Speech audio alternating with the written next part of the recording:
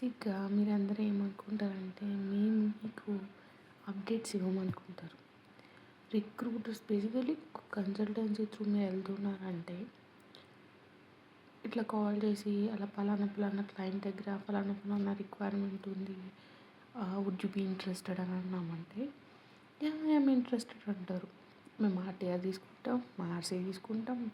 So, different different steps సి2సికి ఒక type, డబ్ల్యూ2కి ఒక type ఇట్లా వేరే వేరే ఉంటది. కానీ once after submitted the next day update అడుగుతారు. పొద్దున్న రాంగానే ఎంప్లాయర్స్ అయితే ఏంటి ఏం అప్డేట్ లేదా అని అడుగుతారు. బ్రో మేము మీకు అప్డేట్ ఇవ్వలే కాదు బ్రో.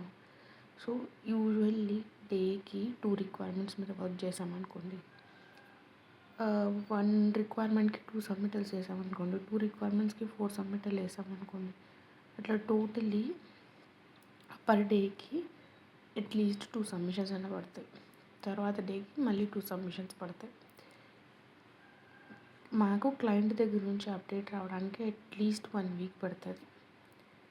మేము క్లయింట్‌ని వెళ్ళి అడిగితే కొన్నిసార్లు అప్డేట్స్ కూడా ఇయ్యడు client. Yeah! We are working on it అంటాడు.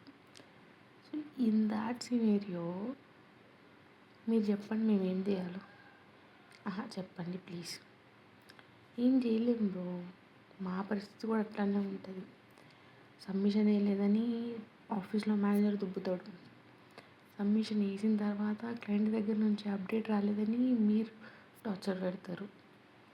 అప్డేట్ వస్తే మేమే రెక్కలు కట్టుకొని మీ దగ్గరికి 100 సార్లు ఫోన్ చేస్తాం.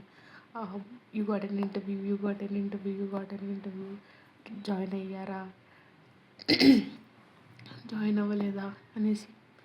వై? బికాజ్ మాకేంటంటే ఒక ప్లేస్మెంట్ పడితే మేము కూడా సర్వైవల్లో ఉంటాం కదా, మా జాబ్ కూడా మంచిగా సెక్యూర్ అవుతుంది కదా అన్న ఒకటి ఉంటుంది.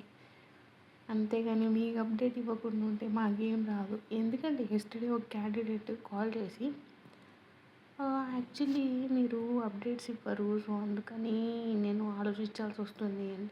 ఒక రిక్వైర్మెంట్ ఓపెన్ అయిందంటే కొన్నిసార్లు క్లోజ్ అవుతుంది, కొన్నిసార్లు హోల్డ్లోకి వెళ్తుంది, కొన్నిసార్లు ఏమైనా అవ్వచ్చు. సో జడ్జ్ చేయకండి ప్లీజ్. అప్డేట్స్ కావాలంటే 2 డేస్కి ఒకసారి కాల్ చేయండి, ఈమెయిల్ చేయండి. చాలామంది రిక్రూటర్స్ రెస్పాన్స్ ఇవ్వరు, అదే మీరు చేసే తప్పు. వాళ్ళకి ఈమెయిల్ పెట్టగానే I haven't got any response అని పెడితే అయిపోతుంది. లేదు రిజెక్టెడ్ అని అంటే అయిపోతుంది. సో మీరు నాకు కనుక కాల్ చేయాలంటే నేనైతే జెన్యూన్గా చెప్తున్నా, మీకు జెన్యూన్గా అప్డేట్ ఇస్తాను.